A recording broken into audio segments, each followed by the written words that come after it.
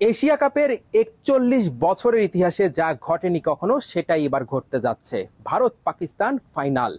বাংলাদেশ সালমান আঘাতের একরকম যে জয়টা উপহার দিয়েছে তারই সুবাদে কিন্তু তারা ফাইনালে উঠেছে এবং শক্তিশালী ভারতের সাথে মোকাবেলা করবে পাকিস্তান। এশিয়া কাপে এখন পর্যন্ত দল দুবার মুখোমুখি হয়েছে, দুবারই ভারত একচেটিয়া ভাবে জিতেছে, একপাক্ষিক গেম হয়েছে। ফাইনালে কি তার ব্যতিক্রম হবে? এর আগে টি-20-তে দল 15 বার মুখোমুখি হয়েছিল, সেখানেও কিন্তু 12 বারই জিতেছে ভারত, মাত্র 3 বার জিতেছে পাকিস্তান। তবে পাকিস্তান দলটা খুব আনপ্রেডিক্টেবল, যে কোনো সময় যে কোনো কিছু করে ফেলতে পারে। সেই বিষয়টা কিন্তু ওয়াসিম আকরামও বলেছে যে পাকিস্তানের বোলিং লাইন আপটা ভালো, তারা আনপ্রেডিক্টেবল দল হওয়ার কারণে যে কোনো সময় যে কোনো কিছু করে ফেলতে পারে। অন্যদিকে ভারত টি-20 র্যাঙ্কিং এর 1 নম্বরে দল, তারা বেশ শক্তিশালী, এশিয়া কাপে এখন পর্যন্ত অপরাজিত দল।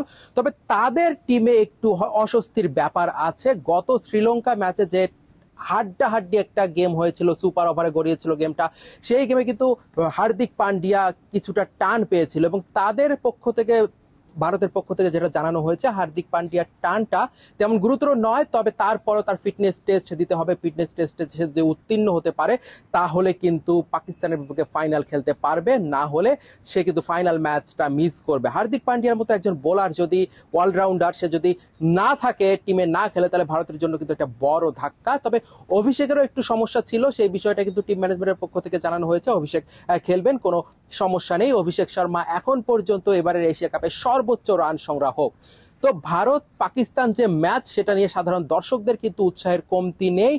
এবারের এশিয়া কাপে দুবার মুখোমুখি হয়েছিল, তারা দুবারই জিতেছে ভারত। তৃতীয়বার কি ভারত জিতবে, হ্যাটট্রিক করবে এবং সেই সাথে শিরোপা জিতবে, নাকি পাকিস্তান প্রথমবারের মতো ভারতকে হারিয়ে এশিয়া কাপের এবারের আসরের শিরোপাটা জিতে নিবে?